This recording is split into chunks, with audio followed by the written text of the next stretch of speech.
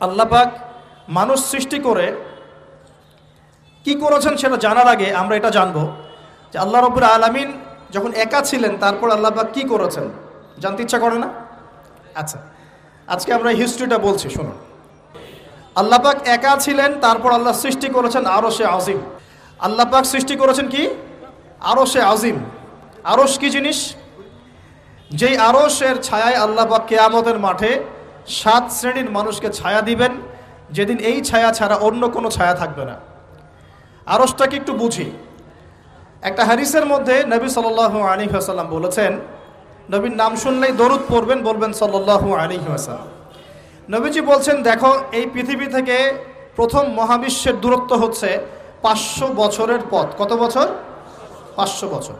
এভাবে দ্বিতীয় মহাকাশ থেকে তৃতীয় মহাকাশ দূরত্ব 500 বছরের পথ। এইভাবে প্রত্যেক আসমানের মধ্যে দূরত্ব হচ্ছে কত বছরের পথ? 500। সপ্তম আসমানের উপরে আছে সিদরাতুল মুনতাহা। কি আছে? এটা একটা কুল গাছ, বড়ই গাছ। নাসা আবিষ্কার করতে পেরেছে, অতএব বিশ্ববাসী বিশ্বাস করবে না। নাসা যদি কালকে বলে হ্যাঁ পাওয়া গেছে সিদরাতুল মুনতাহা, তাহলে বিশ্ববাসী বিশ্বাস করবে। একটা শিরকি দর্শন চলছে, কুফরি দর্শন। ও যখন বলবে হ্যাঁ, তখন সবাই বলে হ্যাঁ, যখন তারা বলে না, সবাই বলে না। আল্লাহ পাকের ওহীর জ্ঞানের কোনো মূল্য নাই সবার কাছে, ইল্লা মাশাআল্লাহ। সিদরাতুল মুনতাহার উপরে আছে কুরসি। কি আছে? কুরসি। আল্লাহ পাকের কুরসি, যেটা আপনি আয়াতুল কুরসির মধ্যে পড়েন, ওয়াসিআ কুরসিয়ুহুস সামাওয়াতি ওয়াল আরদ, মানে আল্লাহ পাকের কুরসিটা আসমান জমিনকে ঘিরে রেখেছে। আর বলে রাখি যে প্রত্যেক ফরজ নামাজের পর যে আয়াতুল কুরসি পড়ে, জান্নাতে যাওয়ার জন্য তার একটাই বাধা, মৃত্যু। মৌত হয়ে গেলে জান্নাতে চলে যাবে ইনশাআল্লাহ। একটা হাদিস আসছে, রাত্রেবেলা ঘুমানোর সময় কেউ যদি আয়াতুল কুরসি পড়ে, সারা রাত আল্লাহর পক্ষ থেকে একজন ফেরেশতা তাকে পাহারা দিবে ইনশাআল্লাহ। এই ফেরেশতা তো দেখা যায় না, দেখা যায়? তো কয়দিন পর যদি বলে যে যা দেখা যায় না তা বিশ্বাস করা যাবে না, আসলে কিন্তু এপিস্টেমোলজি তাদের এটাই, যা দেখে না তা বিশ্বাস করে না। পশ্চিমারা কি ফেরেশতায় বিশ্বাস করে? কেন করে না? এটা তো একটা প্রশ্ন, উত্তরটা আমি বলছি আপনাদেরকে। কারণ তাদের জ্ঞান তত্ত্ব হচ্ছে যা চোখে দেখি না, যা পরীক্ষা নিরীক্ষা পর্যবেক্ষণে আসে না, তার কোনো অস্তিত্ব নাই। এটা ওদের ফিলোসফি অফ এডুকেশন, শিক্ষা দর্শন। এটাকে আমরা ফিলোসফির ভাষায় বলি এপিস্টেমোলজি বা জ্ঞান তত্ত্ব।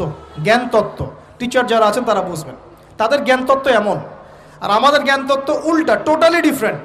আমরা কি বলি? আমরা বলি ওয়াকুলিল হাক্কু মির রাব্বিকুম, সত্য আল্লাহর পক্ষ থেকে আসে। আমরা বলি যে অদৃশ্যে বিশ্বাস না করা পর্যন্ত কেউ মুমিনই হতে পারবে না। ইমানের কয় পিলার? ইমানের কয় পিলার? 6 পিলার। আমানতু বিল্লাহি, আল্লাহর প্রতি বিশ্বাস করলাম, ওয়া মালাইকাতিহি, তার ফেরেশতাগণের প্রতি, ওয়া কুতুবিহি, আল্লাহ পাকের আসমানি কিতাব সমূহের প্রতি, ওয়া রুসুলিহি, আল্লাহ পাকের রাসূলগণের প্রতি, ওয়াল ইয়াউমিল আখির, পরকালের প্রতি, ওয়াল কদরি খায়রিহি ওয়া শাররি, তাকদীর বা ভাগ্যের ভালো মন্দের প্রতি। এই 6টার একটাও কি চোখে দেখা যায়? আল্লাহকে দেখেছেন? ফেরেশতা দেখেছেন? আমাদের নবীকেও কি দেখেছেন? শুধু কোরআনটা আপনি চোখের সামনে দেখছেন, আর কিচ্ছু আপনি দেখছেন না। পরকাল দেখেছেন? তাকদীর, ভাগ্য দেখেছেন? কিচ্ছু দেখি নাই। এই 6টা পিলারে বিশ্বাস না করতে পারলে কেউ মুমিন হতে পারবে না। পারবে? আলিফ লাম মিম যালিকাল কিতাবু লা রাইবা ফি হুদাল লিল মুত্তাকিন। কারা মুত্তাকি? আল্লাযীনা ইউমিনুনা বিল গায়বি। এই যে 6টা গায়েবে যারা বিশ্বাস করে, এরা হলো মুমিন, মুত্তাকি। তাহলে আমাদের জ্ঞানের ভিত্তিটা কি? আমরা অদৃশ্যে বিশ্বাস করি। আর ওদের জ্ঞানের ভিত্তি হচ্ছে ওরা চাক্ষুষ যা দেখে তাতে বিশ্বাস করে। এই জায়গাতেই তো পার্থক্য জ্ঞানতাত্ত্বিক। এই কারণেই ওরা ফেরেশতায় বিশ্বাস করে না, আল্লাহ বিশ্বাস করে না, নবী রসুলগণে বিশ্বাস করে না। তারা বলছে আল্লাহর সন্তান আছে, নাউযুবিল্লাহ। হ্যাঁ, তারা আসমানি কিতাবে বিশ্বাস করছে না, তার ধর্মের কনসেপ্টে বিশ্বাস করছে না। তারা পরকাল, পুনরুত্থান, হাসর, কিয়ামত, মিজান, পুলসিরাত কিছুই বিশ্বাস করে না। বিশ্বাসগত পার্থক্য এখানে। এখন মুমিন মুসলিম হিসাবে আমরা বিশ্বাস করি আল্লাহ পাকের ফেরেশতা আছে না নাই? আছে। এখন এই ফেরেশতারা 8জন ফেরেশতা, বড় বড় 8জন ফেরেশতা, তারা আল্লাহ পাকের আরশটাকে ধরে রেখেছে। কয়জন ফেরেশতা? 8জন। এই 8জন ফেরেশতা আল্লাহর আরশকে টেনে নিয়ে আসবে কিয়ামতের মাঠে। বলেন সুবহানাল্লাহ। আল্লাহ পাকের এমনও ফেরেশতা আছেন যারা একটা ফুৎকার দিবে, জাস্ট একটা ফু, এক ফুৎকারে পুরো মহাবিশ্ব ধ্বংস হয়ে যাবে। এত শক্তিশালী ফেরেশতা আছে আল্লাহ পাকে। আমরা যখন মায়ের গর্ভে ছিলাম, এরকম একজন ফেরেশতাই আল্লাহর পক্ষ থেকে রূহ নিয়ে এসে মায়ের গর্ভে ফুঁকে দিয়েছে এবং আল্লাহর হুকুমে 4টা বিষয় লিখে দিয়েছে। আমরা প্রত্যেকে যখন মায়ের গর্ভে ছিলাম, বয়স ছিল 4 মাস 10 দিন। আমরা তো সব ভুলে গেছি এখন, এগুলো মাত্র 4 মাস 10 দিন। এখন শরীরে শক্তি আছে তো, এই জন্য শৈশব বাল্যকাল সব ভুলে গেছে। আবার একদিন শরীরে শক্তি থাকবে না, তখন আবার আল্লাহ আল্লাহ করা শুরু করবো। 2 দিন ডায়রিয়া হলেই আল্লাহ আল্লাহ শুরু হয়ে যায়। যখন মানুষ সুস্থ থাকে আল্লাহর বিরুদ্ধাচারণ করে, আল্লাহ বলতে কেউ নাই। ঠিক আছে? তো ওই ফেরেশতা লিখে দিয়েছেন 4টা জিনিস আল্লাহর পক্ষ থেকে। 1, সেই ব্যক্তির হায়াত কতটুকু হবে। 2, দুনিয়াতে রিজিক পাবে, কি কি রিজিক পাবে। 3 নাম্বার, তার কাজগুলো কি কি হবে, দুনিয়ায় কি কি কাজ করবে সে। আর 4 নাম্বার, তার সৌভাগ্য, সে সৌভাগ্যবান হবে না দুর্ভাগ্যবান হবে, মানে জান্নাতি হবে না জাহান্নামী হবে। এটা লিখে দেওয়া হয়ে গেছে। এখন এরকম 8 জন বড় বড় ফেরেশতা আল্লাহর আরশটাকে ধরে রেখেছেন। আর আমরা বলছি কুরসির কথা। এই কুরসি আসমান জমিনকে ঘিরে আছে। আর আয়াতুল কুরসি যে ব্যক্তি তেলাওয়াত করবে, ইনশাআল্লাহ তাআলা আল্লাহর পক্ষ থেকে একজন ফেরেশতা তাকে সারা রাত পাহারা দিবে ইনশাআল্লাহ। কে অপরকে আল্লাহর জন্য মহব্বত করে। বয়ফ্রেন্ড গার্লফ্রেন্ড ট্র্যাডিশন বলা হচ্ছে না। বয়ফ্রেন্ড গার্লফ্রেন্ডের হারাম জেনার ভালোবাসা বলা হচ্ছে না। কি বলা হচ্ছে? দিনের জন্যে, আল্লাহর জন্যে দুজন পরস্পরকে ভালোবাসে, আল্লাহর জন্যেই বিচ্ছেদ ঘটে। 5 নাম্বার, সেই ব্যক্তি যাকে, যুবক ভাই শোনেন ভালো করে, সেই ব্যক্তি যাকে কোনো সুন্দরী নারী জেনার জন্য ডাকে। সুন্দরী উচ্চ বংশের কোনো মেয়ে নিজেই জেনা করার জন্য ডাকে, কিন্তু যুবক বলে আমি আল্লাহকে ভয় করি, ইন্নী আখাফুল্লাহ, আমি আল্লাহকে ভয় করি। এরকম যুবক আছে এখনো বাকি সমাজে?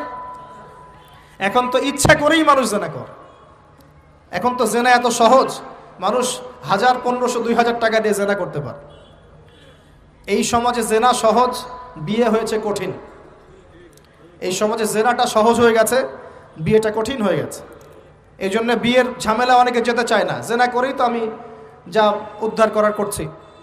বিয়ে করলে খাওয়াতে হবে, নিজের পায়ে দাঁড়াতে হবে, এই লাগবে সেই লাগবে, সুবহানাল্লাহ। কিন্তু প্রিয় ভাই মনে রাখবেন, যদি আপনি জেনা থেকে বেঁচে থাকতে পারেন, আল্লাহ পাক আপনাকে সাক্ষাৎ মৃত্যুর হাত থেকেও বাঁচাতে পারেন।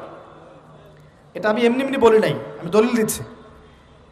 জেনা এমন একটা পাপ, যেই পাপ থেকে যদি কোনো যুবক নিজেকে বাঁচাতে পারে, আল্লাহ পাক তাকে সাক্ষাৎ মৌতের হাত থেকেও বাঁচাতে পারবে ইনশাআল্লাহ। কিভাবে? 3 বন্ধু যাচ্ছে রাস্তা দিয়ে, হঠাৎ করে ঝড়, বন্ধু 3 জন ঢুকে গেল গুহার মধ্যে। কিসের মধ্যে?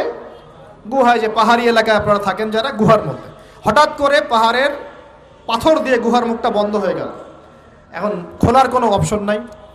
সবাই বলছে এখন 3 জন, এখন তো আমরা বের হতে পারবো না।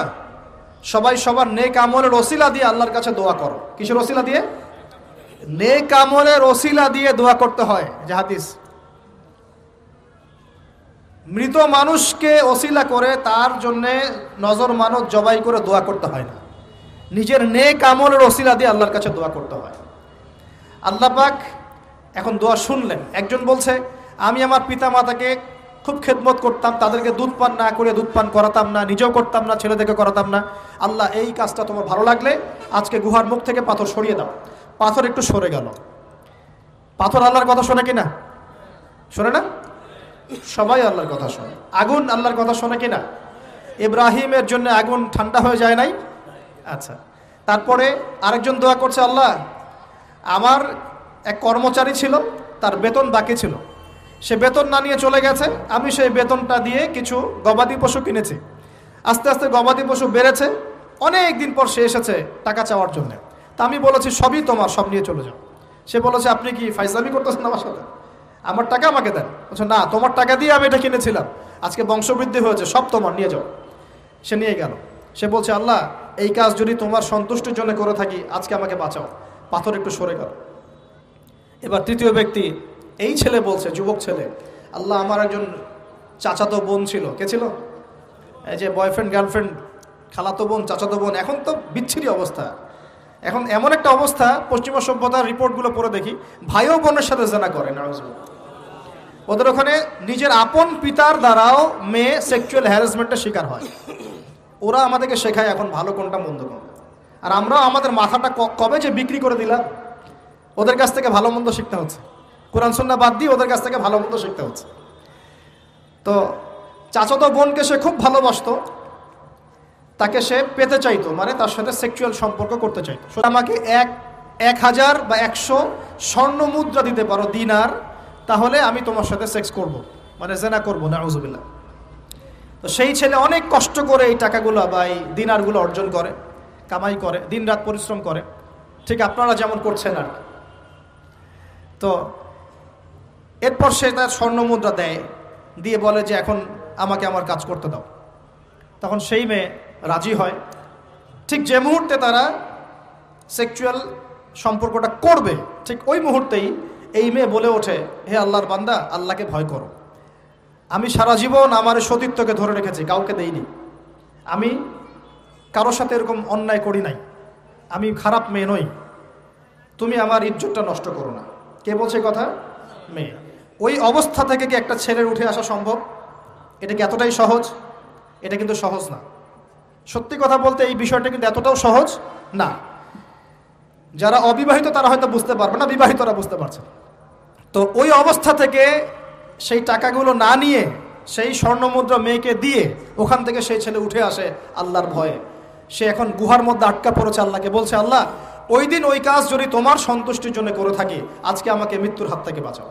সমস্ত পাথর ধপধপ করে সরে গেল গুহার মুখ থেকে। এটা কিন্তু কোনো গাল গল্প না, এটা বনু ইসরায়েলের ঘটনা, সত্য ঘটনা। এই হাদিস থেকে আমি আপনাকে দলিল দিচ্ছি যে যদি জেনার মতো পাপ থেকে আমি সরে আসতে পারি, সাক্ষাৎ মৌত থেকে আল্লাহ বাঁচাতে পারে। প্রিয় ভাই, সেই যুবক আরশের ছায়া ছায়া পাবে যে তার যৌবনকালটাকে আল্লাহর পথে কাটিয়েছে, এবং যাকে কোনো সুন্দরী মেয়ে জেনার জন্য আহ্বান করে, সে বলে আমি আল্লাহকে ভয় করি। আমরা তওবা করি, আমরা কোনো প্রকার জেনার পাপে যাব না ইনশাআল্লাহ। যদি হারাম কোনো সম্পর্ক থেকে থাকে, আজকেই এই নাম্বার ডিলিট করে ফেলতে হবে। আল্লাহ পাক তৌফিক দান করুন। ডিলিট করার আগে আবার ফোন করে বলেন না যে আজকে থেকে আর কথা বলবো না, তাহলে এই কথা আর কোনোদিন শেষ হবে না। একবারই বন্ধ, ডিসকানেক্টেড। কার জন্যে? আল্লাহর জন্যে। এবং এটা করার পরে আল্লাহকে বলতে হবে, আল্লাহ শুধু তোমার ভয়ে এবং তোমার সন্তুষ্টি পাওয়ার জন্যে আমি জেনা থেকে বেরিয়ে আসলাম। আল্লাহ তুমি আমাকে হেদায়েত দাও, ঈমান দাও, আমল দাও, এবং তোমার রাস্তায় আমাকে বেহিসাব রিজিক দাও। এবং নেককার কুমারী, নেককার প্রেমময়ী, তাকওয়াবান, মুত্তাকি একজন স্ত্রী আল্লাহ তুমি আমাকে দান করো। ইনশাআল্লাহ আল্লাহ পাক আপনাকে দান করো। আল্লাহ পাক দান করো। আল্লাহ পাকের জমিন প্রশস্ত, আল্লাহর হাত প্রশস্ত। আল্লাহর হাতকে সংকীর্ণ মনে করবেন না, আল্লাহর জমিনকে সংকীর্ণ মনে করবেন না। আল্লাহ পাক যাকে ইচ্ছা বেহিসাব রিজিক দিতে পারে ইনশাআল্লাহ। আল্লাহ পাক আমাদের সবাইকে বেহিসাব রিজিক দান করুন বলি আমিন। আর কে? আর সেই ব্যক্তি যে এত গোপনে দান করে, যার বাহাত জানে না ডান হাত কি দান করেছে, যার বাহাত জানে না ডান হাত কি দান করেছে। আমাদের মতো নয় যে 10,000 টাকা দান করলে সবাইকে না জানানো পর্যন্ত ঘুম হচ্ছে না, এমন নয়। দান এমন গোপনে করে যে তার বাহাত জানে না ডান হাত কি দান করছে। আল্লাহ পাক আমাদের সবাইকে গোপনে দান করার তৌফিক দেন। এর মানে এই না যে প্রকাশ্যে দান করা যায় না, প্রকাশ্যেও দান করা যায়। অন্যকে উৎসাহিত করার জন্যে প্রকাশ্যেও দান করা যায়, কিন্তু গোপন দান আল্লাহর কাছে অনেক বেশি পছন্দের। আর 7 নাম্বার সেই ব্যক্তি যে নীরবে নিভৃতে গোপনে আল্লাহর কথা স্মরণ করে কাঁদে এবং তার চোখ দিয়ে অশ্রু প্রবাহিত হয়। এই 7 শ্রেণীর মানুষকে আল্লাহ পাক কিয়ামতের মাঠে আরশের ছায়ায় ছায়া দিবে ইনশাআল্লাহ। আমরা কি পেতে চাই? আল্লাহ পাক এই আরশ সবার আগে সৃষ্টি করেছেন। তারপর কি সৃষ্টি করেছেন? কলম। কি? কলম। কলম সৃষ্টি করে আল্লাহ পাক বলেছেন উকতুব, লিখো। কলম বলছে মাযা আকতুব, আমি কি লিখব? আল্লাহ বলছেন কিয়ামত পর্যন্ত যা হবে সব লিখো। লাউহে মাহফুজে কলম লেখা শুরু করেছে, কিয়ামত পর্যন্ত যা হবে সব লেখা হয়ে গেছে অলরেডি। অতএব রিজিক নিয়ে আপনার টেনশন করার কোনো দরকার নাই, যা লেখা হয়েছে পাবেন ইনশাআল্লাহ। যদি হালাল পথে চান হালাল পথে পাবেন, হারাম পথে চাইলে হারাম পথে পাবেন। আপনি যা তাকদিরে আছে এর বাইরে আপনি কিছু পাবেন না, যতই চেষ্টা করেন। আল্লাহ পাক আমাদের সবাইকে তাকদির নিয়ে সন্তুষ্ট থাকার তৌফিক দান করুন। এই তো প্রথম বিশ্বযুদ্ধে কত মানুষ মারা গেছে? 3 থেকে 4 কোটি। 3 থেকে 4 কোটি। নবী সাল্লাল্লাহু আলাইহি ওয়াসাল্লাম এবং সাহাবীরা যত যুদ্ধ করেছেন ইসলামের জন্য, সবগুলো যুদ্ধের পরিসংখ্যান মিলালে 10,000 মানুষও মারা যায় নাই। 10,000ও না। আর তোমাদের শুধু প্রথম বিশ্বযুদ্ধেই 3 থেকে 4 কোটি মানুষ মারা গেছে। সেকেন্ড ওয়ার্ল্ড ওয়ারে মারা গেছে 7 থেকে 8 কোটি মানুষ। ভিয়েতনাম যুদ্ধে এরকম প্রায় 4 থেকে 5 লক্ষ, আরও বেশি হতে পারে। চায়নায়, রাশিয়ায়, আপনার ইতালিতে যে বড় বড় রেভলিউশনগুলো হয়েছে, দেখবেন লক্ষ লক্ষ মানুষ মারা গেছে, লক্ষ লক্ষ। এই যে শুরু হয়েছে ইউক্রেন রাশিয়া, এই যুদ্ধ এত তাড়াতাড়ি থামবে না, এই যুদ্ধ এত দ্রুত বন্ধ হবে না, এটা কন্টিনিউয়াসলি চলতে থাকবে। ওদের প্ল্যান ছিল সিরিয়াকে নিয়ে, সিরিয়াকে কেন্দ্র করে তার একটা মালহামা চেয়েছিল, গ্রেট ওয়ার, বিশ্বযুদ্ধ। ওটা হয়নি, আলহামদুলিল্লাহ হয় নাই, আলহামদুলিল্লাহ হয়নি। এখন নতুন পরিকল্পনা হচ্ছে এই যে ইউক্রেন রাশিয়া ইস্যু নিয়ে সারা ওয়ার্ল্ডে একটা ফেতনা সৃষ্টি করে। অলরেডি তারা ফেতনা সৃষ্টি করেই ফেলেছে। গ্যাসের দাম বেড়ে গেছে, তেলের দাম বেড়ে গেছে, এক্সপোর্ট ইম্পোর্ট কলাপস করছে, অনেক সমস্যা হচ্ছে। এবং এটাকে জিয়ে রাখা হচ্ছে অস্ত্র দিয়ে, প্রযুক্তি দিয়ে, হ্যাঁ, ট্যাঙ্ক দিয়ে, সমরাস্ত্র দিয়ে ওরা জিয়ে রাখছে যুদ্ধটাকে, যে চলুক, কন্টিনিউয়াসলি চলতে থাক। কারণ তাদের উদ্দেশ্য হচ্ছে পুরো বিশ্বে একটা ম্যাসাকার যুদ্ধ লাগানো। এটা আস্তে আস্তে আপনারা বুঝতে পারবেন, আমাকে কিছুই বলতে হবে না, আস্তে আস্তে আপনারা এমনি বুঝতে পারবেন। সারা বিশ্বে একটা গ্রেট ওয়ার হতে পারে, যেটাকে মিলিটারি অ্যাফেয়ার্স যারা বুঝেন তারা বলেন যে নিউক্লিয়ার ওয়ার বা পারমাণবিক যুদ্ধের কথা বলেন। এটা কিন্তু আমাদের দরজায় দাঁড়িয়ে আছে। আমরা দোয়া করি এমনটা না হোক, কিন্তু হতে পারে। আমরা দোয়া করি এমনটা না হোক, কিন্তু হতে পারে।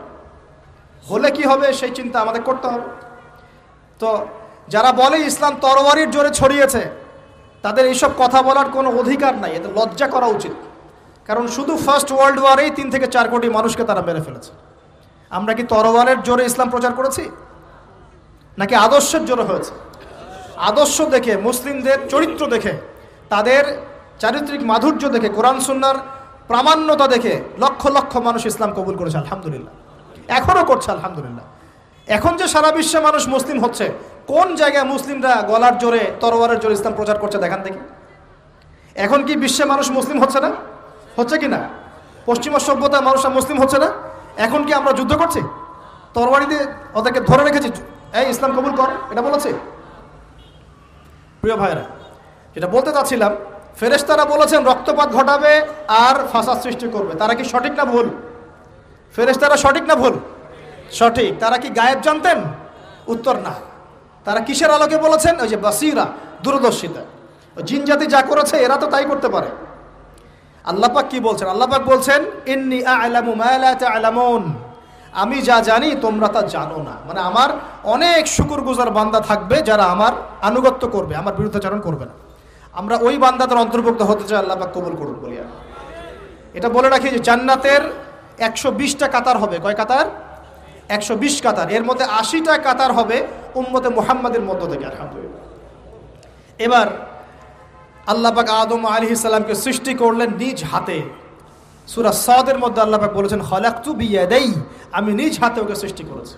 আল্লাহর হাত কেমন সেটা ব্যাখ্যা করার দরকার নাই, এগুলো নিয়ে চিন্তা করতে যাবেন না। আল্লাহ পাকের মতোই, কারোর সাথে সাদৃশ্যপূর্ণ নন। আল্লাহ পাক এবার আদম আলাইহিস সালামকে সৃষ্টি করে নাম শিক্ষা দিলেন। ওয়াল্লামা আদামাল আসমাআ কুল্লাহা, এই মহাবিশ্বের যত জ্ঞান আল্লাহ পাক আদম আলাইহিস সালামকে শিক্ষা দিলেন। বলেন সুবহানাল্লাহ। এখান থেকে দলিল পেলাম আমাদের পিতা বানর থেকে হয় নাই, আমাদের পিতাকে আল্লাহ পাক সৃষ্টি করেছে। আমাদের পিতাকে কে সৃষ্টি করেছেন? আল্লাহ রাব্বুল আলামিন। তাও আবার নিজ হাতে, মানে কি? ভালোবাসা দিয়ে, ভালোবেসে, মহব্বতের সাথে। এই খলাকতু বিয়াদাই, আমি নিজ হাতে সৃষ্টি করেছি, এই কথা মানুষ ছাড়া, আদম আলাইহিস সালাম ছাড়া অন্য কারো জন্য আল্লাহ পাক বলেন নাই। অন্য সবার জন্য আল্লাহ পাক বলেছেন ইযা আরাদা শাইআন আইয়াকুল লাহু কুন ফায়াকুন। যখন আল্লাহ পাক কিছু করতে চান খালি বলেন কুন, হও, ফায়াকুন, হয়ে যায়। ওখানে আল্লাহ পাক বলেন নাই সাগর সৃষ্টি করেছে হাত দিয়ে, এই গ্রহ নক্ষত্র সৃষ্টি করেছে আমার হাত দিয়ে। আল্লাহ পাক এমনটা বলেন নাই। আদম আলাইহিস সালামকে আল্লাহ পাক কত মহব্বত করেন, আল্লাহ পাক বলছেন যে আমি তাকে আমার নিজ হাতে সৃষ্টি করেছি। আর আজকে তোমরা শেখাচ্ছ মানুষকে, আস্তাগফিরুল্লাহ, যে মানুষ বানর থেকে হয়ে যায়। কত বড় কুফরি, কত বড় শিরক, কত বড় লজ্জা। নিজের সম্মান মানুষ নিজেভাবে নষ্ট করতে পারে, নিজের সম্মান নিজে নষ্ট করতে পারে। আমাদেরকে আল্লাহ সৃষ্টি করেছেন আদম আলাইহিস সালাম থেকে। তারপরে যান, শুধু সৃষ্টি করেন নাই, আল্লাহ পাক সমস্ত নাম শিক্ষা দিয়েছেন। নাম মানে এখানে শুধু নাম, মঙ্গল, নেপচুন, প্লুটো এগুলো না। নাম মানে হচ্ছে জ্ঞান। নাম মানে কি? জ্ঞান। একটা এক্সাম্পল দেই, যখন আপনি বাচ্চাকে বলেন যে A for Apple, A for কি অ্যাপল যে শেখাচ্ছেন, অ্যাপল বলতে কিন্তু সে শুধুমাত্র একটা ওয়ার্ড শিখে না, ও কিন্তু শিখে অ্যাপল মানে একটা এমন কিছু যেটা খেতে হয়। কি করতে হয়? খেতে হয়। যখন আপনি শেখান এ ফর অ্যান্ট, ও বুঝতে পারে অ্যান্ট হচ্ছে একটা সৃষ্টি, এটা চলাচল করে, কালো কালো দেখতে, ও কিন্তু মাথার মধ্যে ওটা ছবি এঁকে নেয়। তো এটা নাম মানে শুধু নাম না, জ্ঞান। আল্লাহ পাক আদম আলাইহিস সালামকে সমস্ত জ্ঞান শিক্ষা দিলেন। আল্লামাল ইনসান মা লাম ইয়ালাম, আল্লাহ বলছেন আমি মানুষকে সেই জ্ঞান শিক্ষা দিয়েছি যা মানুষ জানতো না। মানে আমরা সৃষ্টিগতভাবে জ্ঞানী ছিলাম না, আল্লাহ পাক জ্ঞান শিক্ষা দিয়েছেন। কোন জ্ঞান শিক্ষা দিয়েছেন? যে জ্ঞান ফেরেশতাদেরও ছিল না। বলেন সুবহানাল্লাহ। আল্লাহ পাক জ্ঞান শিক্ষা দিয়ে ফেরেশতাদের সামনে নিয়ে গিয়ে বলছেন তোমরা এই নামগুলো বলো দেখি। ফেরেশতারা বলছেন লা ইলমা লানা ইল্লা মা আল্লামতানা, আল্লাহ আমাদের তো সেই জ্ঞান নাই, যা আপনি শিখিয়েছেন অতটুকুই জানি, এর বেশি জানি না। এবার আল্লাহ পাক বলছেন ইয়া আদম আম্বিহুম বিআসমাইহিম, আদম তুমি সব নাম বলে দাও দেখি। আদম আলাইহিস সালাম সমস্ত নাম ধর করে সব বলে দিলেন। আমাদের পিতা জ্ঞানী ছিলেন না? ছিলেন না? আল্লাহ পাক নিজে তাকে জ্ঞান শিক্ষা দিয়েছে। আর আমরা বলছি মানুষ আস্তাগফিরুল্লাহ অন্য প্রাণী থেকে আসছে। সুবহানাল্লাহ, কত অদূরদর্শী মানুষেরা, কত সুদূর প্রসারী একটা কুফরি মতবাদ। এবার আল্লাহ পাক আদম আলাইহিস সালামকে বলছেন তুমি নাম বলে দাও, তিনি সব নাম বলে দিলেন। এবার গিয়ে আল্লাহ পাক ফেরেশতাদেরকে বলছেন এবার তোমরা একটা কাজ করো, ইয কুলনা লিল মালাইকাতি ইসজুদু লি আদম, তখন আল্লাহ পাক বলছেন যে আমি ফেরেশতাদেরকে বললাম তোমরা সবাই এখন আদমকে সিজদা করো। বলেন সুবহানাল্লাহ। কত সম্মান আমাদের পিতার। মহাবিশ্বে ফেরেশতাদের সামনে আল্লাহ পাক তাকে সিজদা করালেন ফেরেশতাদেরকে দিয়ে। ফাসাজাদু, সবাই সিজদা করলো, ইল্লা ইবলিস। কে সিজদা করলো না? ইবলিস। এখানে একটা বিষয় মনে রাখেন, আমাদের পিতাকে কিসের কারণে সম্মানিত করা হয়েছে? শারীরিক গঠন, চেহারার সৌন্দর্য, টাকা পয়সা, রিজিক, কোনটার কারণে? এইটাই মনে রাখবেন। মুসলিম উম্মাহ যদি আজকে সারা বিশ্বের নেতৃত্ব দিতে চায়, সবাইকে জ্ঞানী হতে হবে, জ্ঞানের বিপ্লব ঘটাতে হবে। বলেন সুবহানাল্লাহ, বলেন আমিন। এই জ্ঞানের বিপ্লব ঘটাতে পারলে ইনশাআল্লাহ মুসলিম উম্মাহ আবার সেই জায়গায় যাবে যেখান থেকে আমরা এসেছি। জ্ঞান ছাড়া আমরা কিচ্ছু করতে পারবো না। আর এই জ্ঞান মানে শুধু একমুখী শিক্ষা নয়, জেনারেল শিক্ষা, ইসলামিক শিক্ষা, এই দুটাকে হারমোনিয়াসলি কম্বাইন্ড করতে হবে, করে এমন জ্ঞান অর্জন করতে হবে যেই জ্ঞান দিয়ে বিশ্বকে আমরা চ্যালেঞ্জ করতে পারি। এটাই এই বিশ্বের সবচেয়ে বড় চ্যালেঞ্জ এখন, মুসলিমদের সবচেয়ে বড় চ্যালেঞ্জ এখন এটাই, ইসলামিক শিক্ষা এবং জেনারেল শিক্ষাকে একত্রিত করে এমন প্রজন্ম তৈরি করা যে প্রজন্ম আগামী দিনে উম্মাকে নেতৃত্ব দেবে ইনশাআল্লাহ। এই একটা কাজ যদি কেউ করে যেতে পারে, আল্লাহ পাক তৌফিক দেখ, আমরা দোয়া করে আল্লাহ পাক এমন নেতা আমাদের উপরে নিয়ে আসুক যারা এরকম প্রজেক্ট লঞ্চ করতে পারে। বলেন আমিন। দোয়া করতে কোনো সমস্যা? অথবা যদি কেউ হাল না ধরে, আল্লাহ পাক যেন এমন কিছু মানুষ তৈরি করে দেন যারা এই জ্ঞানতাত্ত্বিক বিপ্লব নিয়ে কাজ করবে ইনশাআল্লাহ। এটা সবচেয়ে ইম্পর্টেন্ট কাজ এখন, না হলে আজকে থেকে 20-30 বছর পরে এই প্রজন্মকে আপনি আর খুঁজে পাবেন না। দেখবেন এমন প্রজন্ম চলে আসছে যারা বলবে আল্লাহর সাথে আমাদের কোনো সম্পর্ক নাই, নামাজ পড়বে না, রোজা রাখবে না, যাকাত দিবে না, আল্লাহকে চিনবে না। দেখে নিয়েন, আমরা দোয়া করি এমনটা না হোক, কিন্তু যদি আমরা হাল ছেড়ে দিই এখন এমনটাই হবে সামনে। এটা খিদিরের দৃষ্টিভঙ্গি দিয়ে আপনাদেরকে বললাম, জ্ঞানতাত্ত্বিক রেভলিউশন দরকার। যদি কেউ কোনো উদ্যোগ না গ্রহণ করে, অ্যাটলিস্ট বাসায় পারিবারিকভাবে হলেও আপনাকে শেখাতে হবে সন্তানকে, কোনো অপশন নাই। এবার ফাসাজাদু, সবাই সিজদা করেছে ইল্লা ইবলিস, ইবলিস করে নাই। কেন করছে না? ইবলিসের সমস্যাটা কি? ইবলিসকে আল্লাহ পাক জিজ্ঞাসা করছেন, আল্লাহ পাক জিজ্ঞাসা করছেন মা মানাআকা আল্লা তাসজুদা ইযা আমারতুক, আমি তোমাকে আদেশ করলাম আদমকে সিজদা করতে, কে তোমাকে নিষেধ করলো সিজদা করতে? ইবলিস বলছে, বেশি চালাক, বেশি বোঝে যারা, অতিরিক্ত বুদ্ধিজীবী। ইবলিস ছিল বেশি বুদ্ধিজীবী। ইবলিস ছিল কি? অতিরিক্ত মাত্রার বুদ্ধিজীবী। আছে না আমাদের সমাজে এরকম কিছু মানুষ? ও বলছে খলাকতানি মিন নার, আমাকে সৃষ্টি করেছেন আগুন দিয়ে, আগুন তো সুপিরিয়র মাটির চাইতে।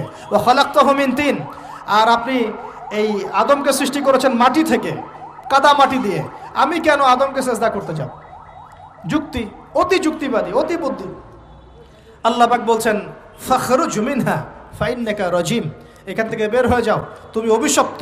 ফাইন্না আলাইকা লা'নাতা ইলা ইয়াউমিদ্দিন, আমার আদেশ লঙ্ঘন করার কারণে কিয়ামত পর্যন্ত তোমার উপর লানত, অভিশাপ বর্ষিত।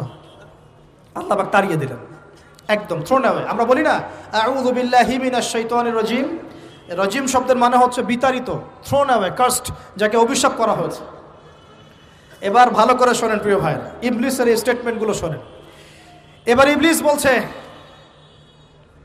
রব্বি আনজিরনি ইলা ইয়াউমি ইউবআসুন। এই স্টেটমেন্টটা ভালো করে শোনেন। ইবলিস বলছে রব্বি, হে আমার রব। ইবলিস বলছে রব্বি, হে আমার রব। ইবলিস বলছে রব্বি, হে আমার রব, আমাকে অবকাশ দিন। আনজিরনি, আমাকে অবকাশ দিন। ইলা ইয়াউমি ইউবআসুন, কিয়ামত দিবস পর্যন্ত। ইবলিস আল্লাহকে বিশ্বাস করে কি করে না? ইবলিস আস্তিক না নাস্তিক বলেন? ইবলিস বলছে রব্বি। রব্বি মানে কি? হে আমার রব। রব্বি মানে রব না, রব্বি মানে আমার রব। রব্বুন মানে রব, রব্বুহু তার রব, রব্বুহুম তাদের রব, রব্বুকা মানে তোমার রব, রব্বুকুম মানে তোমাদের রব, রব্বি মানে কি? আমার রব, রব্বুনা আমাদের রব। এটা গ্রামার, বুঝতে পারছেন? ইবলিস বলছে রব্বি মানে কি? হে আমার রব, আনজিরনি, আমাকে অবকাশ দিন, ইলা ইয়াউমি ইউবআসুন, কিয়ামত দিবস পর্যন্ত। ইবলিস আস্তিক না নাস্তিক? তাহলে এখন বলেন তো, আমরা যারা দুনিয়াতে আল্লাহকে অস্বীকার করছি তারা ইবলিসের চেয়ে বড় না ছোট? দলিল দিলাম তো, নাকি এমনি এমনি বললাম? আচ্ছা, আল্লাহ পাক বলছেন যাও, ফাইন্নাকা মিনাল মুনজারিন, তোমাকে অবকাশ দেয়া হলো। কারণ কিয়ামত পর্যন্ত সময় আল্লাহর কাছে খুব বেশি কিছু না, একদিনেরও কম, অল্প সময়, একটা সকাল একটা সন্ধ্যার মতো। ঠিক আছে, দিলাম, যাও। এবার ইবলিস চ্যালেঞ্জ করছে। এই চ্যালেঞ্জটা আমাদের সবাইকে মনে রাখতে হবে, সারা জীবন ইবলিসের এই স্টেটমেন্টটা মনে রাখতে হবে। সেটা কি? ইবলিস বলছে ফাবিমা আগওয়াইতানি, সূরা আরাফ পড়ে দেখবেন। ইবলিস বলছে ফাবিমা আগওয়াইতানি, আপনি যে আদমের কারণে আমাকে আজকে বের করে দিলেন জান্নাত থেকে, লাআকুদান্না লাহুম সিরাতাকাল মুস্তাকিম, আমি সেই আদমের সরল পথে ওত পেতে বসে থাকবো, চুপটি ঘাপটি মেরে বসে থাকবো, ঘাপটি মেরে ওর জন্য বসে থাকবো। আর সুম্মা লাতিয়ান্না মিন বাইনি আইদিহিম, আমি অবশ্যই তার সামন থেকে আসবো। সুম্মা লাতিয়ান্নাহুম মিন বাইনি আইদিহিম, আমি আদম সন্তানদের সামন থেকে আসবো, সামন থেকে মানে সরাসরি ওয়াসওয়াসা দিব। ওয়া মিন খালফিহিম, পেছন থেকে আসবো মানে পিছন থেকে ওয়াসওয়াসা দিব। ওয়া আন আইমানিহিম, ডান দিক থেকে ওয়াসওয়াসা দিব। ওয়া আন শামাইলিহিম, বাম দিক থেকে আসবো। ওয়ালা তাজিদু আকসারাহুম শাকিরিন, আপনি বেশিরভাগ আদম সন্তানকে শুকরগুজার পাবেন না। ইবলিস ঠিক বলেছে না ভুল বলেছে? বেশিরভাগ মানুষ নামাজ পড়ে না, বেশিরভাগ মানুষ সুদ খায় কি খায় না, বেশিরভাগ মেয়ে এখন বেপরদায় চলে কি চলে না, বেশিরভাগ মানুষ এখন অন্যায় করে কি করে না, বেশিরভাগ মানুষই আল্লাহ থেকে দূরে চলে। ইবলিস কিন্তু ঠিকই বলেছে, ঠিক বলে নাই? আচ্ছা, আল্লাহ পাক বলছেন ঠিক আছে যাও, তোমার চ্যালেঞ্জ তোমার জায়গায়, তবে আমার বান্দারা যদি সারা জীবনও অন্যায় করার পরে একবার, যদি খালি একটা বার মন থেকে তাওবাতান নাসুহা মানে প্রকৃত তওবা করে, খালেস তওবা করে, আল্লাহর কাছে ফিরে আসে, বলে আস্তাগফিরুল্লাহ, আল্লাহ আমাকে মাফ করে দাও, রব্বিগফির ওয়ারহাম, আল্লাহ মাফ করো, ক্ষমা করো, আস্তাগফিরুল্লাহাল্লাযী লা ইলাহা ইল্লা হুয়াল হাইয়ুল কাইয়ুম ওয়া আতুবু ইলাইহি, বা আমার কাছে একটা বার যদি মাফ চায়, ক্ষমা চায়, তার সারা জীবনের গুনাহ আমি মাফ করে দেব ইনশাআল্লাহ। আর কি চাই? ওই যে বললাম না, আমাদেরকে ভালোবেসে আল্লাহ সৃষ্টি করেছেন। এবার ইবলিস চলে গেল, আর আদম আলাইহিস সালামের পাঁজর থেকে আল্লাহ পাক সৃষ্টি করলেন হাওয়া আলাইহিস সালাম। বলে সুবহানাল্লাহ। কারণ সঙ্গিনী ছাড়া আমরা চলতে পারবো না। পারবো? যারা চিরকুমার সঙ্গে নাম লেখাচ্ছ, এগুলো থেকে বের হয়ে আস। এখন চিরকুমার থাকার টেন্ডেন্সি মানুষের, চিরকুমার থাকতে হবে কেন? সঙ্গীর দরকার আছে কি নাই? আছে। একা একা লাগে, মানুষ একা একা চলতে পারে না। ইব্রাহিম আলাইহিস সালাম একা চলে আসছেন, তার সাথে সারা আলাইহিস সালাম ছিলেন। আমাদের নবীজি যখন একা, তার সাথে খাদিজা রাদিয়াল্লাহু আনহা ছিলেন। ঠিক আছে? ঠিক একইভাবে আদম আলাইহিস সালাম একা একা জান্নাতে, আল্লাহ পাক তার পাঁজর থেকে সৃষ্টি করলেন কাকে? হাওয়া আলাইহিস সালাম। বলে রাখি, হাওয়া আলাইহিস সালাম ছিলেন পৃথিবীর সবচেয়ে সুন্দরী নারীদের একজন। দুজন নারীকে সবচেয়ে সুন্দরী বলা হয়। কয়জন? একজন হাওয়া আলাইহিস সালাম, আর একজন ইব্রাহিম আলাইহিস সালামের স্ত্রী সারা আলাইহিস সালাম। মনে থাকবে? এখানে মনে রাখবেন, নিজে যদি পবিত্র থাকেন, নিজের চরিত্রকে পবিত্র রাখেন, ইনশাআল্লাহ আপনি সব দিক থেকে ভালো একজন মেয়ে পাবেন ইনশাআল্লাহ। নিজের চরিত্র ঠিক থাকবে না, জেনা করবেন, 10 ঘাটের পানি খেয়ে আসবেন, দেখবেন যাকে বিয়ে করেছেন ও 15 ঘাটের পানি খেয়ে আসছে। সতর্ক থাকবেন, আল্লাহ পাক হেফাজত করুন বলি আমিন। এবার তারা দুজন জান্নাতে থাকতে লাগলেন। আল্লাহ পাক বলছেন, একটু মনোযোগ দেন, আল্লাহ বলছেন যে তোমরা দুজন জান্নাতে থাকো। ফাকুলা মিনহা রাগাদান হাইসু শি'তুমা, জান্নাতে যা ইচ্ছা তোমরা খাও, কোনো সমস্যা নেই, থাকো খাও। ওয়ালা তাকরাবা হাদিহি শাজারা, কিন্তু একটা আদেশ করছি তোমাদেরকে, এই যে গাছটা দেখছো এই গাছের কাছেও যাবে না। শব্দগুলো বোঝার চেষ্টা করো। আল্লাহ পাক বলছেন না যে গাছের ফল খাবে না, আল্লাহ পাক বলছেন গাছের কাছেও যাবে না। ঠিক যেমন আল্লাহ বলছেন ওয়ালা তাকরাবু আমওয়ালাল ইয়াতীম, এতিমের মালের কাছেও যাবে না। আল্লাহ বলছেন না এতিমের মাল খেও না। আল্লাহ বলছেন ওয়ালা তাকরাবু জিনা, জেনার কাছেও যেও না। আল্লাহ কিন্তু বলছেন না জেনা করো না। ঠিক একই ভাষায় আল্লাহ পাক বলছেন ওয়ালা তাকরাবা হাদিহি শাজারা, তোমরা দুজন এই গাছের কাছেও যাবে না। That's all. আর কোনো সমস্যা নাই, জান্নাতে থাকো। এবার তারা জান্নাতে থাকতে লাগলেন। থাকতে থাকতে এক পর্যায়ে ইবলিস ওয়াসওয়াসা দেওয়া শুরু করলো। কি ওয়াসওয়াসা দিল যে আমাদের পিতা মাতা সেখানে চলে গেলেন? ভাবার বিষয় তো নাকি? কি এমন বলল ইবলিস যে তা আমাদের পিতা মাতা রিসিভড হয়ে গেলেন? এই কথাটা আছে সূরা তাহায়। কোন সূরা? সূরা তাহা পড়ে দেখবেন। আল্লাহ পাক বলছেন ইবলিস আমাদের পিতাকে বোঝাচ্ছে, বলছে ইয়া আদম, হে আদম, হাল আদুল্লুকা, আমি কি তোমাকে জানিয়ে দিব, আমি কি তোমাকে জানিয়ে দেব, খবর দিব, আলা শাজারাতিল খুলদি ওয়া মুলকিন লা ইয়াবলা, এমন একটা গাছের কথা কি জানিয়ে দিব যেই গাছের কাছে গেলে বা তার ফল খেলে তুমি দুটো জিনিস পাবে, চিরস্থায়িত্ব পাবে, কোনোদিন মরবে না, আর বিশাল ক্ষমতার মালিক হবে। অন্য আয়াতে আসছে যে তোমরা ফেরেশতা হয়ে যাবে। এই দুটো কথা। তাহলে কি প্রলোভন দিল? চিরস্থায়িত্বের প্রলোভন এবং কি অমরত্বের প্রলোভন, অমরত্ব এবং ক্ষমতা। একটু মনোযোগ দেন, এই দুনিয়াতে যারা আল্লাহর পথ থেকে বিচ্যুত হয়ে গেছে বেশিরভাগ এই দুইটার ফাঁদে পড়েছে। হয় ক্ষমতার ফাঁদে, না হলে দুনিয়ার এই যে মোহ, অমরত্ব, দুনিয়ার জীবন নিয়ে পড়ে থাকা, এই দুনিয়ার প্রেমেই মানুষ নিজের পথ হারিয়ে ফেলেছে। এই দুটোই হয়েছে। এক পর্যায়ে পিতা মাতা চলে গেলেন, ফল খেয়ে ফেললেন, যদিও বা ফল খাওয়ার কথাটা কোরআনে নাই, কোরআনে আছে তারা গাছের কাছে চলে গেলেন। কি হলো গাছের কাছে যাওয়ার পরে? ফালাম্মা যাকাশ শাজারা, ফালাম্মা যাকাশ শাজারা, আল্লাহ পাক বলছেন যখন তারা গাছের কাছে চলে গেলেন। ভাই লক্ষ্য করেন, যখন তারা গাছের কাছে চলে গেলেন প্রথম যে ঘটনা ঘটলো, বাদাত লাহুমা সাওআতুহুমা, তাদের যে কাপড় ছিল জান্নাতের কাপড়, গায়ে কাপড়টা ধাপাস করে খুলে পড়ে গেল। এখানে যদি আপনার কাপড়টা খুলে যায় কেমন লাগবে? বা কেউ যদি জোর করে কাপড় আপনার খুলে ফেলে কেমন লাগবে? কেউ যদি 10 জন জোর করে ধরে আপনার কাপড় খুলে দেয় কেমন লাগবে?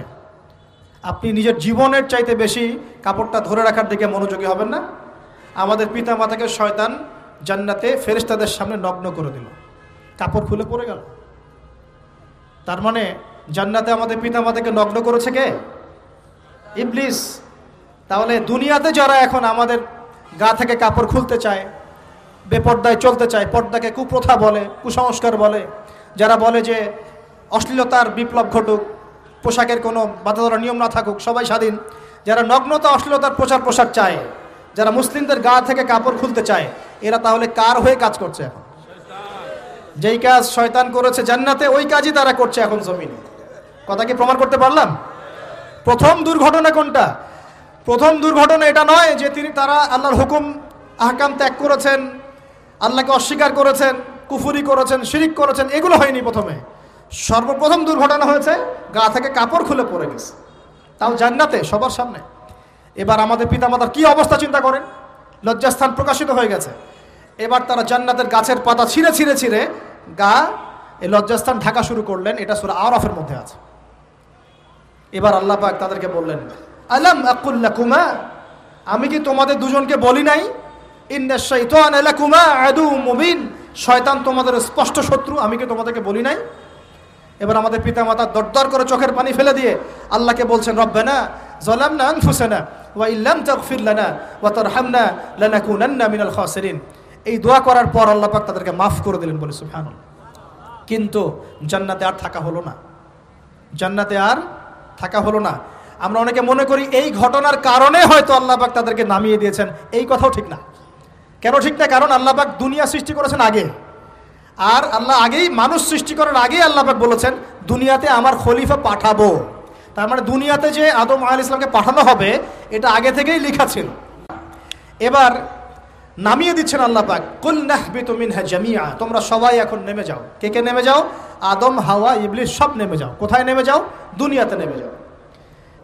এই হাদিসটা কি জানেন? হাদিসটা শুনে রাখেন, এটা আখিরুজ জামান বা কিয়ামতের আলামত সংক্রান্ত হাদিসগুলোর মধ্যে পাবেন। আল্লাহর রাসূল সাল্লাল্লাহু আলাইহি ওয়াসাল্লাম বলেছেন, কিয়ামতের আগে আগে আমার উম্মতের মধ্যে, ভালো করে শোনেন, কিয়ামতের আগে আগে আমার উম্মতের মধ্যে একদল মানুষ বের হবে যারা মদ পানকে হালাল মনে করবে। কাকে? মদ পান করাকে হালাল মনে করবে। যারা বাদ্যযন্ত্র, গায়িকা, নায়িকা এগুলো নিয়ে নর্তকী নাচাবে রাতের বেলা, এগুলোকে হালাল মনে করবে। যারা অশ্লীলতা, বেহায়াপনাকে জায়েজ করে নিবে। ঠিক আছে, এরকম কয়েকটা পাপের কথা বলে নবীজি বলছেন একদিন সকালবেলা আল্লাহ পাক তাদেরকে ঘৃণিত বানরে পরিণত করবেন। এটা হবে সামনে, কখন কিভাবে হবে আল্লাহ ভালো জানেন। এবার আমি কনসেপ্টে চলে আসি। এই যে পৃথিবীতে নেমে আসলাম, তাহলে আমরা কোত্থেকে আসছি ভাই? আমরা কি পৃথিবীর অধিবাসী ছিলাম? আমরা জান্নাতে ছিলাম, ওখান থেকে আল্লাহ পাক পাঠিয়েছে। এবার পৃথিবীতে এসে আদম আলাইহিস সালামের যুগে খুব একটা দুর্ঘটনা ঘটে নাই, একটা ঘটেছে। কয়টা? একটা। ভাই হাবিলের কুরবানি কবুল হয়, কাবিলের অন্তর্দাহ হয়, জ্বালা হয়। কেন হাবিলেরটা কবুল হবে, কাবিলের কেন হচ্ছে না? এই হিংসার বশবর্তী হয়ে কাবিল হাবিলকে হত্যা করে ফেলে।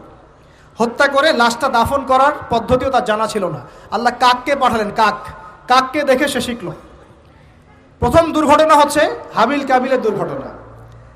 বলে রাখি, আজকেও নিজের ভাইয়ের বেশে বহু কাবিল মুসলিম সমাজের মধ্যে ঘুরে বেড়ায়। নিজের ভাইয়ের লেবাসে, পোশাকে, সুরতেই বহু কাবিল এখনও কিন্তু মুসলিম সমাজে ঘুরে বেড়ায়। তো আমরা কাবিলদেরকে কাবিলের পরিণতি সম্পর্কে সচেতন করতে চাই। হাবিল বলেছিল, তুমি যদি আমাকে মারতে আসো, আমি তোমাকে মারার জন্য হাত বাড়াবো না। হাবিল জান্নাতে যাবে আর কাবিল জাহান্নামে যাবে। কেন কাবিল জাহান্নামে যাবে? নবীজি বলেছেন, পৃথিবীর প্রথম হত্যাকাণ্ড সংগঠিত করেছে কাবিল। এ কারণে পৃথিবীতে যত খুন হবে, সমস্ত খুনের পাপের একটা অংশ কাবিলের আমল নামায় যোগ করা হবে। বলেন নাউজুবিল্লাহ। একটা কথা মনে রাখবেন, সদকায়ে জারিয়া যেমন আছে, গুনাহে জারিয়াও আছে।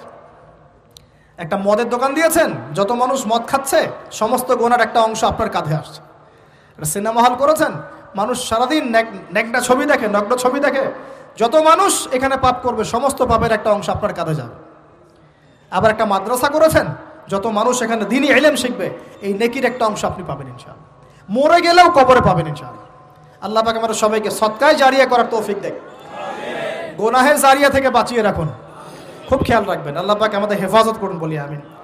এবার ওই যুগ শেষ, নূহ আলাইহিস সালামের যুগ। এই যুগে আল্লাহর একই সুন্নত। নূহ আলাইহিস সালাম 950 বছর দাওয়াত দিলেন, 40টা বা 80টা পরিবার ইসলাম কবুল করেছে, বাকিরা করে নাই। যারা করে নাই আল্লাহ পাক তাদেরকে ডুবিয়ে মারলেন, যারা করেছে আল্লাহ পাক উদ্ধার করলেন। সোজা কথা। আজকে সারা পৃথিবীতে যত মানুষ আমরা বেঁচে আছি না, আমরা কোনো না কোনোভাবে ওই 80 পরিবারের সদস্য। আমরা ভাই ভাই, বা আমরা ওই ফ্যামিলি, 80 ফ্যামিলির অন্তর্ভুক্ত। কীরকম করে? নূহ আলাইহিস সালামের 4 সন্তান ছিল। কয় সন্তান? এক সন্তানের নাম হচ্ছে হাম। কি নাম? হাম। হাম ছিল একটু কালো বর্ণের। হামকে দিয়ে আফ্রিকার কন্টিনেন্টে যত মানুষ দেখছেন ব্ল্যাক স্কিনের, কালো স্কিন, এরা সবাই হামের বংশধর। মজা না বিষয়টা? মানুষের অস্তিত্ব পৃথিবীতে, ইতিহাস, এগুলো খুব ইন্টারেস্টিং টপিক। ইতিহাস পড়তে থাকলে আপনি ডুবে যাবেন। কত কি যে বিশ্বে হয়েছে আর কত কিছু হবে সামনে, সুবহানাল্লাহ। তখন আপনার অস্তিত্ব জানান দিবে যে আমি কত ক্ষুদ্র, মহাবিশ্ব কত বড়, আল্লাহ কত বড়, কত সময় চলে গেছে আর আমি এই সময় কি করছি। এক ভাইয়ের নাম শাম। এই শামকে কেন্দ্র করে এই আরবের যে মানুষগুলো আছে, আরব, অ্যারাবিয়ান, এরা শামের বংশধর। আরেক ভাইয়ের নাম ইয়াফাস। কি নাম? ইয়াফাস। ইয়াফাসের বংশধর হচ্ছে পশ্চিমারা, মানে রোমক যারা, তারা। আরেক ভাইয়ের নাম ছিল কেনান। কি নাম? কেনান। এ ইমান নিয়ে আসে নাই, ওই যে প্লাবনে ডুবে মরে গেছে। মরে যাওয়ার পরে আদম আলাইহিস সালাম বলেছিল, আল্লাহ আমার পরিবারের অন্তর্ভুক্তকে মাফ করে দাও। আল্লাহ বলেছেন, লাইসা মিন আহলিক, সে তোমার পরিবারের কেউ না। নবীর সন্তান হওয়ার পরেও ইমান না আনার কারণে সে জাহান্নামে গেছে। আর আমরা আর কি এমন মানুষ, অমুক আলেমের সন্তান, অমুক বক্তার সন্তান, হ্যাঁ, অমুক পীরের নবাবজাদা, অমুক তমুক, এইসব বড়াই করে লাভ নাই। আমল, আকীদা, ইমান যদি ঠিক না থাকে, আমাদের বংশ পরিচয় আমাদেরকে বাঁচাতে পারবে, আমাদের দেশ, জাতীয়তাবাদ, বর্ণ বাঁচাতে পারবে না। যার যার কবরে তাকে যেতে হবে। নিজের আমল নিয়ে ফিকির করেন, নিজের কবর নিয়ে ফিকির করেন, অন্যের দিকে চোখ দেওয়া বন্ধ করেন, আগে নিজের কবরের ফিকির করেন। আল্লাহ পাক সবাইকে তৌফিক এনায়েত করুন বলি। যারা বুদ্ধিমান তারা নিজেকে নিয়ে ব্যস্ত থাকে, যারা যারা অহংকারী উদ্ধত এরা মানুষের পিছনে পড়ে থাকে। আল্লাহ পাক আমরা সবাইকে নিজের চেহারা আয়নায় দেখার তৌফিক দান করুন, আমিন। প্রিয় ভাইরা, নূহ আলাইহিস সালামের যুগ চলে গেল, 950 বছর দাওয়াত দেওয়ার পরে এই পরিণতি হয়েছে। এরপরে আসছে ইব্রাহিম আলাইহিস সালামের সময়। আল্লাহ পাক তাকে উদ্ধার করেছেন, অগ্নি পরীক্ষা থেকে বাঁচিয়েছেন, নমরুদকে আল্লাহ পাক ধ্বংস করেছেন। আল্লাহ পাক এরপরে এনেছেন আদ জাতির হুদ আলাইহিস সালাম এবং তার অনুসারীদেরকে আল্লাহ পাক বাঁচিয়েছেন, বাকিদেরকে ধ্বংস করে দিয়েছেন ঝড় দিয়ে, বায়ু প্রবাহ দিয়ে। সামুদ জাতি এসেছে, সামুদ জাতিকে আল্লাহ পাক ধ্বংস করেছেন বজ্রপাত দিয়ে, বিদ্যুৎ দিয়ে। আর সালেহ আলাইহিস সালাম এবং তার অনুসারীদেরকে বাঁচিয়ে দিয়েছেন। ফেরাউনের যুগ এসেছে, আল্লাহ পাক মূসা আলাইহিস সালাম এবং বনু ইসরাইলকে বাঁচিয়েছেন, ফেরাউনকে ডুবিয়ে মেরেছেন লোহিত সাগরে। ঈসা আলাইহিস সালামের যুগ আসছে, একই সুন্নত। ঈসা আলাইহিস সালামকে আল্লাহ পাক শুধু রক্ষাই করেন নাই, নিজের কাছে উঠিয়ে নিয়েছেন। সুবহানাল্লাহ। তিনি আবারও আসবেন পৃথিবীতে ইনশাআল্লাহ। যতদিন না তিনি আসছেন এবং এই পৃথিবীতে 40 বছর রাজত্ব না করছেন, কিয়ামত হবে না ইনশাআল্লাহ। যতদিন পর্যন্ত ঈসা আলাইহিস সালাম আবার ব্যাক না করছেন এবং এই জেরুজালেম থেকে সারা বিশ্বে খিলাফা কায়েম না করছেন, 40 বছর শাসন না চালাচ্ছেন, কিয়ামতও হবে না ইনশাআল্লাহ। এটা সামনে অপেক্ষা করছে।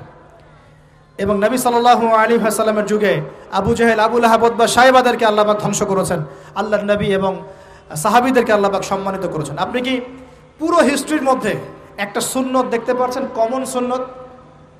কি সুন্নত? প্রত্যেক যুগে যুগে যারাই আল্লাহর ওই যে বিধান মেনে চলেছে, সমকালীন নবী রাসূলদের আনুগত্য করেছে, আল্লাহ পাকের আনুগত্য করেছে, আল্লাহ পাক তাদেরকে উদ্ধার করেছেন দুনিয়াতেও পরকালে।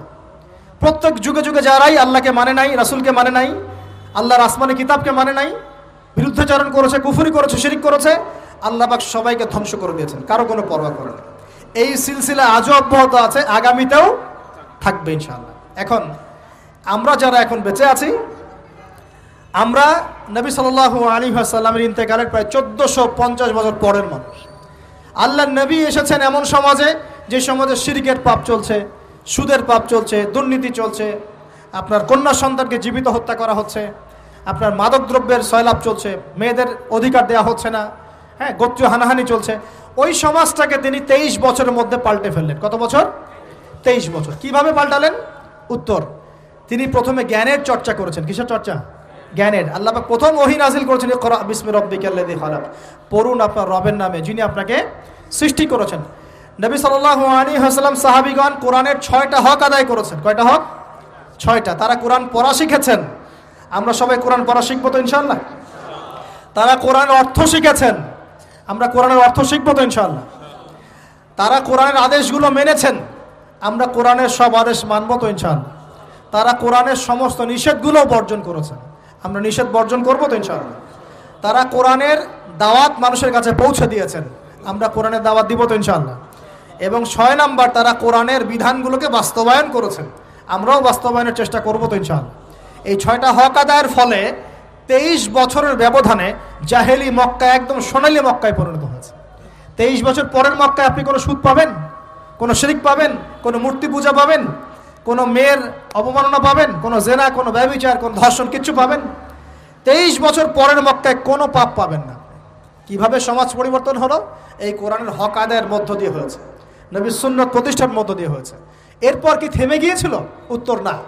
এরপর আবু বকর সিদ্দিকের যুগ এসেছে, প্রায় 2 থেকে আড়াই বছর তিনি শাসন কার্য চালিয়েছেন। ওই যুগে কি মানুষ আবার খারাপ হয়ে গিয়েছিল? উত্তর, না। বরং ইসলাম আরও বেগবান হয়েছে, আলহামদুলিল্লাহ। এরপর এসেছে উমর রাদিয়াল্লাহু আনহুর যুগ। কত বছর? প্রায় 10 বছর। কত বছর? 10 বছর। এই 10 বছরে কি মুসলিমরা আবার খারাপ হয়ে গিয়েছিল? উমর রাদিয়াল্লাহু আনহুর কোর্টের মধ্যে কি প্রতিদিন কেস আসতো? সারা বছরে একটা কেসও আসতো না। মানুষ এত ভালো ছিল, সারা বছরে একটা কেসও আসতো না। বরং যারা রাষ্ট্রীয় পর্যায়ে দায়িত্বশীল ছিল তারা এসে বলতো যে আমাদের ভাতাগুলো বন্ধ করে দেন, বসে বসে বেতন নিব কেন, কোনো তো কেসই আসে না, বসে থাকবো কেন। এরকম সমাজ ছিল। একজন ব্যক্তি খুঁজে পাওয়া যেত না যে নামাজ পড়ে না, একজন মুসলিম পাওয়া যেত না যে জাকাত দেয় না সামর্থ্য থাকলে, এমন মুসলিম খুঁজে পাওয়া যেত না যে কোরআন পড়তে জানে না, হাদিসের চর্চা করে না, যে দাওয়াতি কাজ করে না, যে আল্লাহর পথে দাওয়াত এবং জিহাদে আত্মনিয়োগ করে না, এমন মুসলিমই খুঁজে পাওয়া যেত না। এরপরে আসলো উসমান রাদিয়াল্লাহু আনহুর যুগ। ওই যুগে ফিতনা শেষের দিকে সৃষ্টি হওয়া শুরু হলো। কোন বিষয়কে কেন্দ্র করে? কোরআন সংকলনকে কেন্দ্র করে ফিতনা সৃষ্টি হলো। আতাতায়ীদের বিদ্রোহীদের হাতে উসমান রাদিয়াল্লাহু আনহুকে নির্মমভাবে শাহাদাত বরণ করতে হয়েছে। তিনি প্রায় 12 বছর শাসন কার্য চালিয়েছেন। ইসলাম আরও এগিয়ে গেছে। এরপর এসেছে আলী রাদিয়াল্লাহু আনহুর যুগ। আলী রাদিয়াল্লাহু আনহুর খেলাফতে ওই উসমান রাদিয়াল্লাহু আনহুর ঘটনাকে কেন্দ্র করে, হত্যাকাণ্ডকে কেন্দ্র করে মুয়াবিয়া রাদিয়াল্লাহু আনহু এবং আলী রাদিয়াল্লাহু আনহুর মাঝখানে একটা ব্যাটল, একটা যুদ্ধ হয়ে গেছে। এর নাম হলো সিফফিনের যুদ্ধ। কিসের যুদ্ধ? সিফফিন। যাই হোক, এক পর্যায়ে আলী রাদিয়াল্লাহু আনহুকে এরকম বিদ্রোহীদের হাতে, খারেজিদের হাতে শহীদ হতে হয়। বলেন ইন্না লিল্লাহি ওয়া ইন্না ইলাইহি রাজিউন। তারপরে হাসান রাদিয়াল্লাহু আনহু অল্প কয়েকদিন শাসন কার্য চালান। তারপর উম্মার ঐক্যের খাতিরে তিনি তার শাসন কার্যের ভারটাকে মুয়াবিয়া রাদিয়াল্লাহু আনহুর হাতে সোপর্দ করে দেন। যা ছেড়ে দিলাম। মুয়াবিয়া রাদিয়াল্লাহু আনহুর সময় থেকে উমাইয়াদের শাসন শুরু হয়। উমাইয়ারা শাসন করেছে প্রায় 132 হিজরি পর্যন্ত। কত হিজরি? 132 হিজরি পর্যন্ত, প্রায় 92 ইয়ার্স, 92 বছর তারা শাসন করেছে। এ সময় ইসলাম আরও এগিয়ে গেছে, পিছিয়ে যায় নাই। ফিতনা এসেছে, দমন করা হয়েছে। মুসলিমরা বীর দর্পে বিশ্বের বুকে শাসন কার্য চালিয়েছে। এরপর এসেছে আব্বাসীয়দের খেলাফত। জাব নদীর যুদ্ধে উমাইয়াদের পরাজয়ের পরে আব্বাসীয়রা ক্ষমতায় আসে। তারাও ইসলামকে এগিয়ে নেওয়ার চেষ্টা করছিল, ইসলাম এগিয়ে যাচ্ছিল, জ্ঞান বিজ্ঞানের প্রসার হচ্ছিল। আলহামদুলিল্লাহ, ইসলাম পিছিয়ে যায় নাই, মুসলিমরা পিছিয়ে যায় নাই। সারা বিশ্বে দাপটের সাথে আমরা চলেছি। তারপরে আস্তে আস্তে ওই আব্বাসীয়দের পতন শুরু হলো। কাদের হাতে? এই তাতারিদের হাতে, মঙ্গোলিয়ানদের হাতে। মাত্র 40 দিনের ব্যবধানে পুরো বাগদাদের মধ্যে প্রায় 20 থেকে 25 লক্ষ মানুষকে হত্যা করা হয়েছে। বাইতুল হিকমা ধ্বংস করে দেওয়া হয়েছে, লাইব্রেরি ধ্বংস করে দেওয়া হয়েছে, বইপত্রকে নদীতে ফেলে দেওয়া হয়েছে। তারা ছিল উগ্র জাতি। মঙ্গোলিয়ানদের নাম শোনে নাই? হালাকু খাঁ নাম শুনেছেন? চেঙ্গিস খান, হালাকু খান নাম শোনে নাই? ওদের হাতে মুসলিমদের ব্যাপক দমন পীড়ন সহ্য করতে হয়েছে। এভাবে যুগে যুগে তারপর ক্রুসেডাররা আসছে। ক্রুসেড 1টা 2টা 3টা ক্রুসেড হচ্ছে। আস্তে আস্তে উসমানীয়দের রাইজিং হয়েছে, ফাতেমি খেলাফত এসেছে, মামলুকদের শাসন এসেছে। এদিকে মোগলরা শাসন করেছে, কর্ডোভার দিকে আব্দুর রহমান তারা শাসন করেছে। মানে এক কথায় সারা বিশ্বে মুসলিম শাসন ছিল। অটোমান এম্পায়ার 1923 এই সময়ের দিকে, 1914 থেকে 1923 এই সময় পর্যন্ত অটোমান এম্পায়াররাই বিশ্বে ছিল। তারপরে মুসলিমরা আস্তে আস্তে রাষ্ট্র ভাগ করে ফেলেছে। প্রত্যেক রাষ্ট্র টুকরা টুকরা হয়ে গেছে, ইউনিটি নষ্ট হয়ে গেছে, রাষ্ট্রের ভিতরে বিভিন্ন ফাসাদ তৈরি করে দেওয়া হয়েছে, মুসলিমদের ঐক্য ভেঙে গেছে, ইকোনমি দুর্বল হচ্ছে। সব মিলিয়ে আজকে মুসলিমদের আজকে এই অবস্থা হচ্ছে।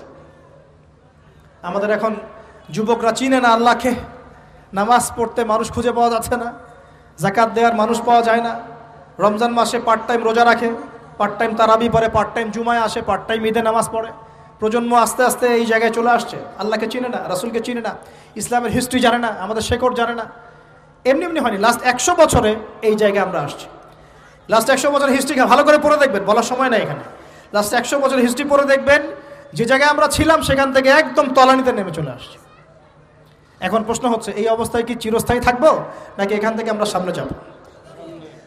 সামনে যে এমনি এমনি যাওয়া হবে না এটা নিশ্চিত।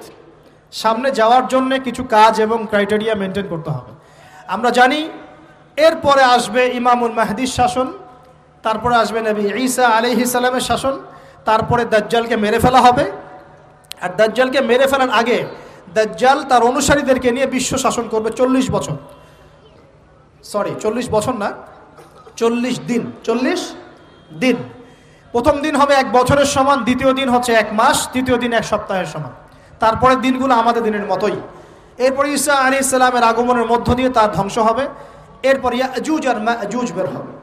ইয়াজুজ আর মাজুজ খুব হিংস্র হবে, তাদেরকে হত্যা করার ক্ষমতা মুসলিমদের থাকবে না। মুসলিমরা তুর পাহাড়ে আশ্রয় নেবে। আল্লাহ পাকের গজবে তাদের ঘাড়ের মধ্যে একটা ভাইরাস জন্ম নেবে, এতে তারা মারা যাবে। বড় বড় নখরওয়ালা প্রাণী আল্লাহ পাঠাবেন, পাখি, এরা এসে এদেরকে উঠিয়ে উঠিয়ে কোনো জায়গায় ফেলে দিবে, মহাবিশ্বের কোনো এক জায়গায় এনে ফেলে দিবে। তারপর আল্লাহ পাক বৃষ্টি বর্ষণ করবেন, প্রচুর বৃষ্টি বর্ষিত হবে এবং বিশ্বের এই জমিনটা উর্বর হবে। তখন একটা ডালিম দেখেছেন? ডালিম, একটা ডালিম একটা পরিবার খাবে। একটা ডালিমের খোসার মধ্যে একটা পরিবার আশ্রয় নিতে পারবে।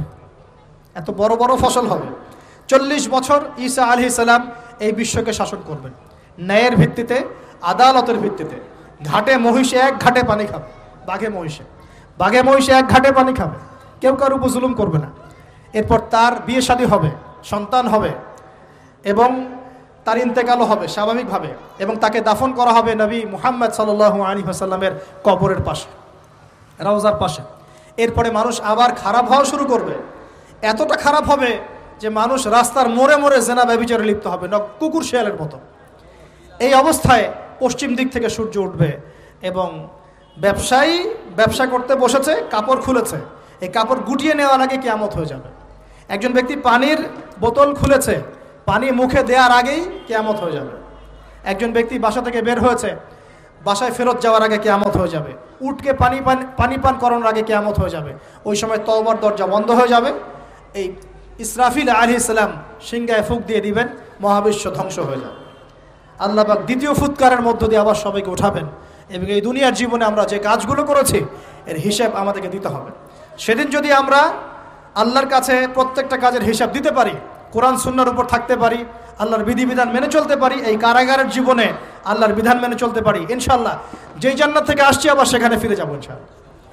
আর যদি ওই দিন আমরা হিসাব দিতে ব্যর্থ হই, আল্লাহ না করুক, তাহলে ওই ইবলিসের সাথে, তার অনুসারীদের সাথে আমাদের সবাইকে জাহান্নামে থাকতে হবে বলে নাউজুবিল্লাহ। এভাবে হিস্ট্রি শুরু হয়েছে, হিস্ট্রি শেষ হবে। এই দুনিয়া চিরস্থায়ী হবে না, আর আমাদের অবস্থা এমন থাকবে না।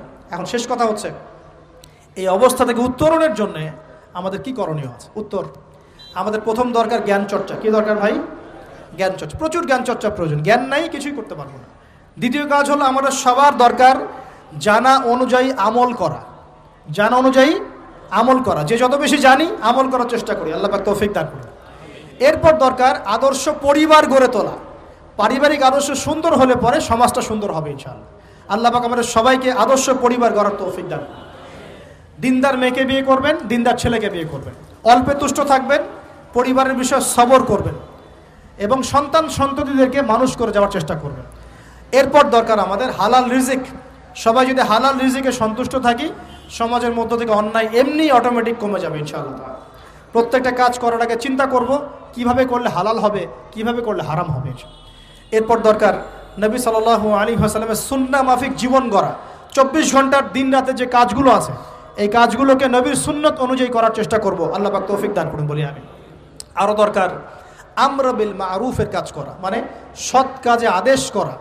আমাদের সবাইকেই দাওয়াতি কাজ করতে হবে।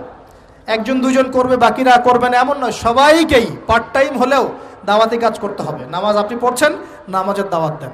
আপনি জাকাত দিচ্ছেন, জাকাতের দাওয়াত দেন। আপনি রমজান মাসে রোজা রাখছেন, অন্য ভাইকেও রোজা রাখতে উৎসাহিত করেন। আপনি সুদ খাচ্ছেন না, অন্য ভাইকেও নিষেধ করেন, ভাই আপনিও খায়েন না। আমি যা করি সেটা আপনি অবশ্যই প্রচার করবেন, আপনি যা করেন সেটা আপনি প্রচার করবেন, যা করেন না সেটা বলতে যাওয়ার দরকার নেই। তবে হ্যাঁ, আমলের কথা আপনি বলতেই পারেন। যদি আপনি তাহাজ্জুদ নিয়মিত পড়তে নাও পারেন, মানুষকে আপনি বলতে পারবেন তাহাজ্জুদের নামাজ পড়েন, তাহাজ্জুদ নামাজ পড়া ভালো। ইনশাআল্লাহ আস্তে আস্তে আপনি নিজেও আমল করার চেষ্টা করবেন। আল্লাহ পাক তৌফিক দান করুন। আমর বিল মারুফ, সৎ কাজে আদেশ করতে হবে। আরেকটা হচ্ছে অসৎ কাজে নিষেধ করতে হবে। সৎ কাজে শুধু আদেশ করলেই হয় না, অসৎ কাজেও কি করতে হয়? নিষেধ করতে হয়। মনে রাখবেন, শুধু সৎ কাজে আদেশ করলেই জীবনেও কোনোদিন আপনার উপর কোনো বালা মুসিবত, বিপদ আপদ, গালি তহমত আসবে না। যখন আপনি সৎ কাজে আদেশের সাথে সাথে অসৎ কাজেও নিষেধ করা শুরু করবেন, তখন চতুর্দিক থেকে আপনার উপরে বাধা আসা শুরু হবে। এটাই সুন্নত। তবে এটা নবীর সুন্নত। আল্লাহ পাক বলছেন, কুনতুম খায়রা উম্মাহ উখরিজাত লিন-নাস তা'মুরুনা বিল মা'রুফ ওয়া তানহাউনা আনিল মুনকার ওয়া তু'মিনুনা বিল্লাহ। আর আমাদের দায়িত্ব হচ্ছে পরবর্তী প্রজন্মকে মানুষ করে যাওয়া, নিজেদের জান মাল সময় শ্রম দিয়ে আল্লাহর জমিনে আল্লাহর দিনটাকে প্রচার করা, প্রসার করা, প্রতিষ্ঠার চেষ্টা করা এবং চরমপন্থী না হওয়া, আবার গোলালু মার্কা শৈথিলতাবাদীও না হওয়া, মধ্যমপন্থী থাকা, নিজের দায়িত্ব পালন করা, অন্যকে দিনের দিকে ডাকা। আমাদের ঊর্ধ্বতন কর্তৃপক্ষ যারা থাকবে সবার সামনে ইসলামটাকে যুগোপযোগীভাবে সত্য মিথ্যাকে স্পষ্ট করে দিয়ে উপস্থাপন করা।